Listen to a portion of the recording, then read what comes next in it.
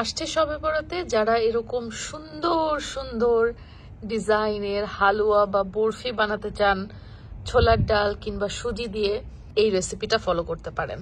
আশা করি আজকের রেসিপিটা আপনাদের অনেক কাজে আসবে। আমি জানি না আপনারা এই ডালটাকে কে কি বলেন, অনেকে হয়তো ছোলার ডাল, অনেকে বুটের ডাল বলেন, বাট আমাদের ওদিকে আসলে অ্যাঙ্করের যে ডালটা আছে, যেটা ডাবলি মানে আরেকটু মোটা মোটা বড় বড় হয়, সেটাকে বলে হচ্ছে বুটের ডাল। আর যেটা হচ্ছে আমরা রমজানের সময় ছোলা ভুনা বা ঘুগনি খাই, সেটার ডাল বানালে এরকম একটু ছোট ছোট হয়, এটাকে বলে হচ্ছে ছোলার ডাল। তো বেসিক্যালি আমি সেই ছোলার ডালটাই নিচ্ছি আজকে। বিসমিল্লাহ। খুব বেশি পরিমাণ আমি করব না, এখানে 250 গ্রাম বা তার থেকে একটু বেশি হয়তো হবে। তো এটাকে এখন পানি দিয়ে ভিজাই ফেলবো।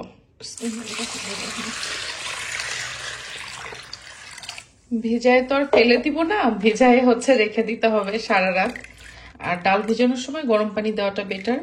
ঠান্ডা পানি দিলে আমার আম্মু বলে ডাল নাকি সিটকা হয়ে যায়, ফুলতেও চায় না, সেদ্ধও হতে চায় না। এটা সারা রাত ভিজবে। মাশাআল্লাহ, আজকের ভোরবেলাটা মেঘলা মেঘলা, কারণ সারা রাত বৃষ্টি হয়েছে। রাত্রে ভিজাই রাখা ডাল একদম ফুলে ডাবল হয়ে গেছে, টুপটুপা হয়ে গেছে পানি খেয়ে খেয়ে। এখন এটাকে ভালো করে ধুয়ে সেদ্ধ বসায় দিব। মামি কি বলে রে আমার পাখিটা? মাকে হেল্প করবা? আচ্ছা আসো। এখন আমরা কি দিচ্ছি সিয়ারা? বলো মিল্ক। বলো মিল্ক। এখন আমরা মিল্ক দিচ্ছি। আচ্ছা বলো দুধো দুধো দুধো। হ্যাঁ, আমার সিয়ারা হচ্ছে ছোটবেলা থেকে এটা বলে, ও মিল্ক বলতে পারে না, ও বলে দোদো। তো যাই হোক, আমরা হচ্ছে দুধ দিয়ে সেদ্ধ করব, কারণ এতে করে টেস্টটা বেশি ভালো আসে। পানি দিয়েও আপনারা সেদ্ধ করতে পারেন, আপনাদের ইচ্ছা। সো দুধ দিলে একটু মজাটা বেশি হবে। ইয়ামি হবে মা? ইয়ামি, হ্যাঁ। আর এই সেদ্ধ করার সময় কিন্তু আমি চিনি লবণ কোনো কিছুই দিব না, জাস্ট দুধ দিয়ে এটাকে সেদ্ধ বসায় দিলাম। এই যে দেখেন, দুধটা কিন্তু একদম বলক উঠে গেছে, কারণ হচ্ছে আমি একটু বেশি করে দুধ দিয়েছি। হ্যাঁ বাবা, যাতে এটা পুরোপুরি সেদ্ধ হয়ে যেতে পারে। তো এমন পরিমাণে দিবেন যে সেদ্ধ হয়ে যাবে, আবার এটা একদম শুকায়ও যাবে, মানে পানি রাখা যাবে না এর মধ্যে। জিনিস অনুযায়ী আমার পাত্রটা ছোট হয়ে গেছে, এজন্য আমি এখন দারোয়ানের কাজ করতেছি, দুধ যাতে কোনোভাবেই উতলায় না পড়ে। ডাল কিন্তু একদম সেদ্ধ হয়ে গেছে, আর যেই লিকুইড দুধটা ছিল আমি সেটাও মোটামুটি শুকনা করে ফেলছি।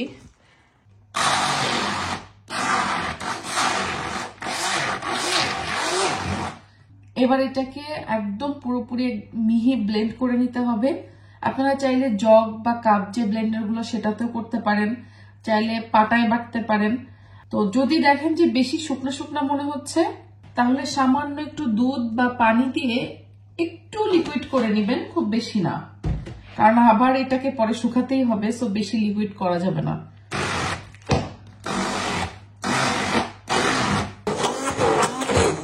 এই যে দেখেন, এটা কিন্তু একদম মিহি হয়ে গেছে।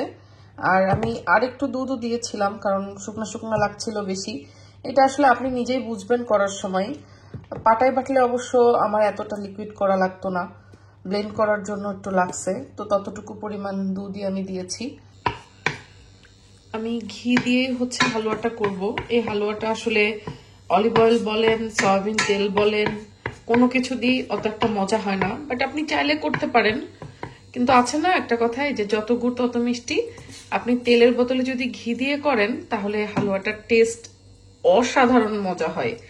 চাইলে আপনি হাফ ঘি হাফ তেল এরকম দিতে পারেন, মোটামুটি বেশ 3-4 টেবিল চামচের বেশি হবে। আমি ঘি দিয়েছিলাম, সেই ঘিটা এখন মেল্ট করে নিলাম। আস্তে আস্তে মশলাপত্রগুলো দিব। এই যে এখানে আমি মশলা রাখছি, একেবারে ইজি ভাবে করব, যেভাবে আপনারা সব সময় ঘরে কিছু জিনিস থাকলে করতে পারবেন। দারচিনি, তেজপাতা আর হচ্ছে সবুজ এলাচ। বিসমিল্লাহির রহমানির রহিম। এবার এটাকে একদম নেড়ে নেড়ে ভুনে ভুনে ভাজতে হবে এই ঘিয়ের সাথে। তো হালুয়া বরফিটা রান্না হতে হতে আপনারা একটু দেখে নেন এটা আমি কি দিয়ে করেছি জানেন? এটা হচ্ছে বানাইছি এই বরফির মোল্ড দিয়ে। এই ধরনের বরফির মোল্ডগুলো কিন্তু আপনারা লন্ডন ডিলসে পাবেন। লন্ডন ডিলস পেজ থেকে পুরো বাংলাদেশে হোম ডেলিভারি যাবে, আর আপনারা ডেলিভারি পেয়ে যাবেন 2-3 দিনের মধ্যেই। সো সবে বরাত আসছে, যারা যারা এই ধরনের মোল্ড দিয়ে সুজির বরফি, ডালের বরফি বানাতে চান সুন্দর সুন্দর ডিজাইনের, তারা কিন্তু এখনই অর্ডার করে ফেলতে পারেন লন্ডন ডিলস পেজ থেকে পুরো বাংলাদেশে হোম ডেলিভারি। সৌন্দর্যের জন্য জাস্ট একটু ফুড কালার দিয়েছি। ফুড কালারটা পুরোই অপশনাল। একটু অরেঞ্জি কালারটা চান তাহলে হালকা একটু ফুড কালার অ্যাড করতে পারেন। বেশ কিছুক্ষণ ডালটাকে ভোনার পরে চিনি দিয়ে দিব হচ্ছে নিজের স্বাদ মতো। যে পরিমাণে মিষ্টি খেতে চান সে সেই পরিমাণে দিলেই হবে। একটু টেস্ট করে দেখে নেওয়া যায় এই আর কি। এবার অল্প করে গুঁড়া দুধ মিক্স করে দিব, আর একটু মাখনের জন্য, মানে আর একটু মজার জন্য আর কি। আমার আম্মু বলে যে মিষ্টি জিনিসে হালকা লবণ দিতে হয়, না হলে হচ্ছে চিনির ব্যালেন্স আসে না। খুবই কম পরিমাণে একটু লবণ দিয়ে দিলাম জাস্ট মিষ্টির ব্যালেন্সটা করার জন্য। এইটা নাড়তে নাড়তে হাত ব্যথা হয়ে যায়। এটাকে কিন্তু নাড়া বন্ধ করা যায় না, একদম টানা নাড়তে থাকতে হয়, না হলে নিচে লেগে যায়। এই যে এটা কিন্তু এখন একদম ডান, মানে শুকনা শুকনা হয়ে আসছে। এটাকে বেশি নরম রাখা যাবে না, তাহলে আবার মোল্ডের ভিতরে দিয়ে আমরা বানাইতে পারবো না যে ডিজাইনের ফুলটা। আর লাস্ট পর্যায়ে আমি দিয়ে দিচ্ছি হচ্ছে আর একটু ঘি, মানে এটা হলো কাঁচা ঘিয়ের একটা ফ্লেভার। ঘি দিয়ে বানাইছি এটা, তারপরও আবার একটু ঘি লাস্ট পর্যায়ে দিয়ে দিচ্ছি। এটাকে কিন্তু বেশি সময় আবার যে পাত্রে রান্নাটা করা হয়েছে ওই পাত্রে রাখা যাবে না, কারণ পাত্রটা গরম, তো এটা আরো বেশি ড্রাই হয়ে যাবে। চুলা বন্ধ করার সাথে সাথে অন্য একটা পাত্রে আমি নামাই নিচ্ছি। তেজপাতা, দারচিনি, যে গোটা মশলাগুলো, এগুলো কিন্তু সব ফেলাই দিতে হবে। আমি আজকে এরকম একটা মুনকেক মোল্ড ইউজ করব হালুয়ার শেপ দেওয়ার জন্য বা বরফির শেপ দেওয়ার জন্য। সো এটা হচ্ছে এরকম 6টা আলাদা আলাদা ফ্রেম আসে, 6টা ডিজাইন, যেটা আপনি হচ্ছে চেঞ্জ করে করে ইউজ করতে পারবেন যে ডিজাইনের চান। যেটা হচ্ছে যে এটার মধ্যে সেট করতে হবে। আমি একটা সেট করে দেখাই, কারণ আমরা হচ্ছে এটা করব। হ্যাঁ, সো এটা জাস্ট আপনি এরকম দিবেন, এখানে একটু জাস্ট ঘুরাইলেই এই যে দেখেন এইখানের এইটা লক হয়ে যায় এখানে। সো এই যে জাস্ট এই যে ঘুরাই দিলাম, দ্যাটস ইট। এখানে কিন্তু লকড। আপনি তখন এই যে এরকম প্রেস করে করে এই যে, আর এটার স্প্রিংটা থেকে শুরু করে সবকিছু কিন্তু অনেক বেশি হাই কোয়ালিটির। মানে থাকে না যে পটপটা টাইপের প্লাস্টিক, নরম প্লাস্টিক, যেটা খুব সহজে ভেঙে যেতে পারে, ফেটে যেতে পারে, এরকমটা কিন্তু না। এই যে এইটা হলো একটা সুইচ টাইপের, এটা হচ্ছে এখানে আটকায় যায়। আবার যখন এটা আপনি খুলবেন, এটা জাস্ট এরকম ঘুরাই এই পাশে এনে খুললেই এটা খুলে যাবে। খুলে গেলে আপনি আবার ডিফারেন্ট আরেকটা আপনি সেট করতে পারবেন। এবার এটার ভেতরে আমাদেরকে সামান্য একটু ঘি ব্রাশ করে নিতে হবে, যাতে ভেতরে লেগে না যায় করার সময়।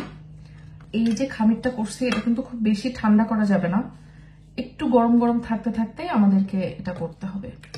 এখন আপনি কতটুকু মোটা করতে চান, কতটুকু চিকন বা পাতলা করতে চান, সেটার উপর নির্ভর করে এটা যেরকম করে ছোট একটা চামচ দিয়ে আপনি এর মধ্যে দিয়ে দিবেন, একটু চেপে দিবেন। হ্যাঁ, আমি প্রথমে একটা করে দেখতেছি যে আদৌ এটা কতটুকু মোটা বা চিকন হচ্ছে, পরবর্তীতে আমি সেই অনুযায়ী আর একটু কমায় বা বাড়াইয়া দিব। হ্যাঁ, দেখি।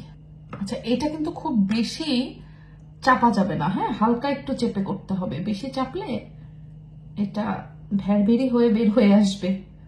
এই যে, সো এটা হচ্ছে প্রথম বানাইলাম আমি।